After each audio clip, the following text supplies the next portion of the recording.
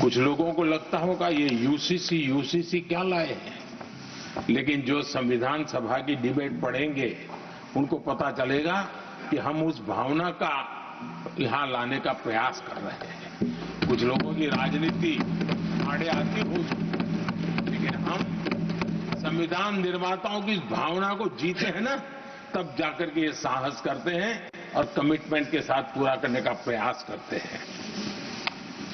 आदरणीय सभापति जी, संविधान निर्माताओं का आदर करना चाहिए था।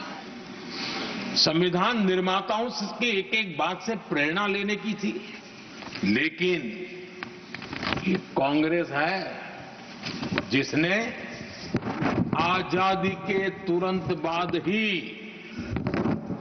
संविधान निर्माताओं की भावनाओं की धज्जियां उड़ा दी थी, और ये दुख के साथ मुझे कहना पड़ रहा है। आप कल्पना कर सकते थे कि जब देश में चुनी हुई सरकार नहीं थी, एक स्टॉप गैप अरेंजमेंट था चुनाव तक का, वो स्टॉप गैप अरेंजमेंट में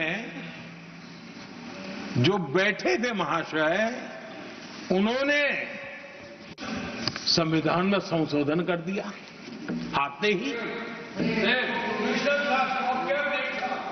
चुनी हुई सरकार करती तो थोड़ा भी तो समझ आता था, लेकिन उतना भी इंतजाम नहीं किया।